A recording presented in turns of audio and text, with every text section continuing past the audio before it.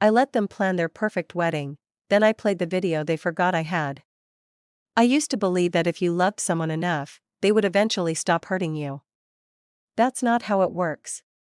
Sometimes the people closest to you don't hurt you by accident. They do it because they're confident you won't do anything back. That was their mistake. I'll call my fiancé Daniel. And I'll call the woman who destroyed everything, my cousin, Naomi. I know what you're thinking already. Why would I let my cousin anywhere near my relationship? Because when you grow up in a family that treats boundaries like jokes, you're taught that trust is a virtue even when it's stupid. Daniel and I were together for 5 years. He was charming, hardworking, polite in front of adults, and great at saying the right things at the right time. The kind of man who could walk into a room and make mothers smile. My mother adored him. My family adored him. Naomi adored him too. Naomi was the kind of woman who could turn any situation into a performance. She was loud in a way people called confident. She was blunt in a way people called honest. She was always just joking when she crossed lines. If you called her out, she'd act like you were the problem. We grew up together, and she always needed to win. If I got attention, she needed more. If I achieved something, she needed to outshine it. If I wore a dress, she needed a better one. When Daniel proposed, Naomi cried harder than I did. That should have been my first warning. She threw herself into the wedding planning like it was her event. She volunteered to be my maid of honor before I even asked. She made spreadsheets. She created group chats. She gave opinions like commandments. At first, I thought it was sweet. I didn't realize she wasn't helping me. She was inserting herself where she didn't belong. The first red flag was small. Daniel started getting busy whenever Naomi was around. He'd disappear to take a call. He'd suddenly need to run an errand. He'd come back with that slightly too bright smile people have when they're hiding something. I asked him once, casually, why he seemed nervous around her. He laughed and said he wasn't. Then he kissed my forehead and told me I was overthinking. That phrase became his favorite. You're overthinking. I started noticing other things. Naomi touching his arm for too long. Naomi making little jokes that weren't jokes. Things like, if you ever mess up, Daniel, you know you can just marry me instead. Everyone laughed. Daniel laughed too. I didn't. I told Naomi privately that she needed to stop making comments like that. She stared at me like I was speaking a foreign language, then smiled and said, "Relax. I'm helping you. You should be grateful I'm making sure he behaves." Helping. That word tasted sour. The next red flag hit harder. Naomi started insisting that Daniel and I shouldn't see each other too much before the wedding. She said it was tradition. She said it would build excitement. She said I was lucky she knew these things. Daniel agreed instantly. He said it would be romantic. So suddenly, my fiancé, who used to text me all day, started replying hours later. He started coming home late.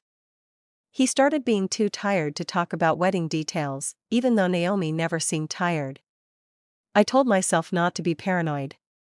Then I found the first piece of proof by accident. Daniel left his tablet on the kitchen counter while he went to shower. It lit up with a message preview. It said, "I can still taste you." My stomach dropped so fast I thought I might throw up. It wasn't from me. The name on the preview was saved as N. For a moment, my brain refused to process it. Then the second message appeared. "Tomorrow, same place. Don't get caught." I didn't even breathe. I just picked up the tablet with shaking hands, and my finger hovered over the screen like it wasn't mine to touch. But it was my life. I opened it. The message thread was a knife. Not one mistake. Not a misunderstanding. Not a drunken slip. Weeks. Plans. Photos that weren't explicit, but were intimate enough to confirm everything. Naomi wearing Daniel's hoodie. Daniel's hand on her thigh in a car. A picture of a hotel room key on Naomi's palm. And one message that made my ears ring. You're better than her. She doesn't even notice. I sat down on the floor. I remember the cold tile against my legs. I remember my heart pounding like it was trying to escape my chest. Then I heard the shower turn off. I had about 30 seconds before Daniel came out and saw me holding his tablet. I could have screamed. I could have confronted him. I could have thrown the ring at his face. But something inside me went still. A calm, cold part of me took over. I didn't want a fight in my kitchen. I wanted consequences. So I locked the tablet screen, put it back where it was, and stood up. Daniel came out with a towel around his waist, hair dripping, acting normal. He kissed my cheek. Everything okay? I smiled so hard my face hurt. Yeah, I said. I'm just tired. That night, I cried silently in the bathroom so he wouldn't hear me. But the next morning, I didn't cry. I started collecting. I took screenshots of everything I could. I emailed them to myself. I saved backups. I recorded dates. Then I did something Naomi never expected. I called my friend Mia. Mia isn't the type to comfort you with soft words. She's the type to say, do you want to destroy them or do you want to heal quietly? I told her, destroy. Mia didn't hesitate. Okay, she said. Then we do it properly. For the next 2 weeks, I played the perfect bride. I attended meetings. I tasted cake samples. I smiled at Naomi. I let her talk about the wedding like she was the star. All while collecting proof. Daniel got bolder. He stopped hiding his phone as carefully. Naomi started acting smug around me, like she knew something I didn't. Sometimes she'd look at me a second too long, then glance at Daniel and smile. Like they shared a secret. They did. And I was going to drag it into the light. The wedding venue had a projector for photos and videos. Naomi insisted we use it for a surprise montage during speeches. She said it would make everyone emotional. I agreed. I even thanked her for the idea. Mia handled the rest. She created a wedding folder with a fake montage, complete with childhood photos and romantic clips. It looked real. It looked harmless. Inside the folder, hidden behind a simple file name that looked like a normal wedding video, was the real montage. The receipts. Messages. Photos. Dates. And the final piece. A voice recording. Because in my state, one-party consent was legal, and Mia made sure I understood exactly what I could and couldn't do safely. 2 days before the wedding, I invited Naomi for coffee. I acted sweet. I told her I was grateful for her support. I told her I didn't know what I'd do without her. Naomi soaked it up like sunlight. Then I said, you know, sometimes I worry Daniel will get bored of me. Naomi smiled. I said, if anything ever happened, you'd tell me, right?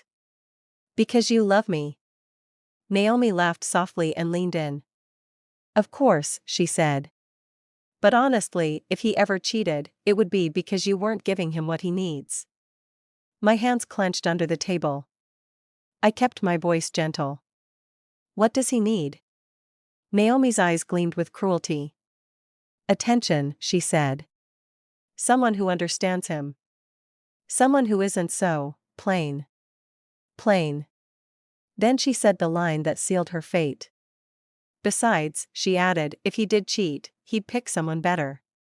Someone like me. I kept my face calm. But my phone, tucked in my bag, recorded every word. Wedding day arrived. The venue was gorgeous. White flowers. Soft lights. Family smiling. Daniel looked perfect in his suit. Naomi looked almost too perfect in her dress, which was suspiciously close to bridal. My mother cried when she saw me in my gown. She kept saying, this is a dream.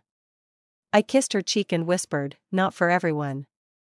She laughed, thinking it was a joke. The ceremony was short. Daniel's eyes stayed on me, and for a moment I almost hated him more for how convincing he could be.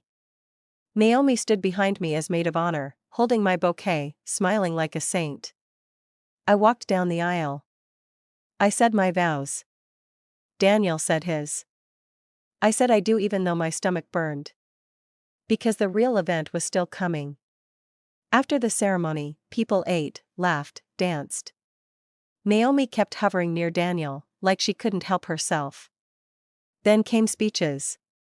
Naomi insisted she should go first. She stood up, glass raised, and talked about loyalty. About love. About how she had always supported our relationship. I watched her smile while she said the word forever. Then she said, I know Daniel will always choose you. My hands trembled. Not from fear. From anticipation. When she sat down, she squeezed my hand. You're welcome, she whispered. I smiled. Then it was my turn. Mia gave me a small nod from across the room. I stood, holding the microphone, looking out at all those faces. My family. Daniel's family. Friends. People who believed they were watching a fairy tale. I took a slow breath. Thank you all for being here, I said. This day means a lot to me. Daniel smiled at me like I was his. I continued. I've been told love is built on trust. I looked at Naomi. Naomi smiled back, confident. So before we cut the cake, I said, I want to show you something special. There were soft ahs around the room. Naomi's eyes brightened. The projector screen lit up. At first, it looked like a normal montage. Photos of us smiling. Trips. Family moments. Then the screen went black. A new title appeared. The Real Love Story. People chuckled, expecting a joke. Then the first screenshot appeared. A message from Daniel to Naomi. I can still taste you. The room fell silent so fast it felt like the air vanished. Naomi's smile froze. Daniel's face turned white. The next screenshot appeared. Hotel plans. Photos. Dates. The screen moved through them slowly, deliberately, like a courtroom presentation. Gasps. Whispers. A chair scraping on the floor. My mother stood up. Daniel reached for the microphone. I stepped back, still holding it. Wait, I said calmly. There's more. Naomi shook her head, eyes wide, trying to stand. Mia, bless her, had already alerted the venue coordinator. Security moved closer, sensing something was wrong. Then the audio played. Naomi's voice, clear as day. If he ever cheated, it would be because you weren't giving him what he needs. A sharp inhale from someone in the crowd. Naomi's voice continued. He'd pick someone better. Someone like me. My mother made a sound I'll never forget. Like grief and rage colliding. Daniel stumbled toward the screen like he could erase it with his hands. Naomi screamed, turn it off. But the montage kept going. The final slide appeared. A picture of Naomi wearing my engagement ring on her finger. Then the words. Congratulations. You can have him. The room exploded. Daniel's mother started crying and shouting his name like she was begging him to wake up from a nightmare. Naomi started yelling at me, calling me jealous, insane, dramatic. Daniel reached toward me, voice shaking. Please, he said. We can talk. Talk. Now he wanted to talk. I lifted the microphone again. No, I said. You've talked enough. I turned to the guests. I'm sorry you had to see that, I said. But I'm not sorry, you know. Then I looked at Naomi. Since you love being the center, I said, voice steady, I hope this feels like everything you wanted. Security stepped in as Naomi tried to rush toward me. Daniel tried to follow. Mia stepped between us like a wall. My father, who rarely raised his voice, stood up and pointed at Daniel. Get out. Daniel froze. My mother looked at Naomi like she didn't recognize her. Naomi was still screaming, but her voice was swallowed by the chaos of everyone shouting. I didn't wait for the aftermath. I walked off the stage, took off my ring, and placed it on the sweetheart table beside the untouched cake. Then I walked out of the venue in my wedding dress, alone. And I felt lighter than I had in years. Outside, the night air hit my face like freedom. Mia followed me, hands shaking from adrenaline. You okay? She asked. I laughed once, sharp and exhausted. I'm better than okay, I said. I'm done. In the days that followed, the consequences were immediate. Daniel tried calling. Hundreds of times. Naomi sent messages accusing me of ruining her life. My family cut her off completely. Not just unfollowing her. Full removal. People who once defended her stopped speaking her name. The wedding video spread through the family like wildfire. Not online. We kept it private. But in our world, that was enough. Daniel lost friends. Lost reputation. His own family stopped trusting him. Naomi? She tried to play victim. She told people I set her up. That I was paranoid. That Daniel pursued her. But the receipts were too clean. Too clear. And the best part? Naomi's biggest fear wasn't losing Daniel. It was being exposed. And now everyone knew. 2 months later, I saw them together in public. Daniel looked smaller. Naomi looked furious, scanning the room like she expected someone to laugh at her. They didn't notice me. I didn't stop. I didn't need to. Because revenge isn't always about ruining someone's life. Sometimes it's about ripping the mask off and letting the world do the rest. And that was exactly what happened. Thank you for watching. Check out my channel for more stories like this. Please subscribe, like, comment and share. Midnight Tea Stories.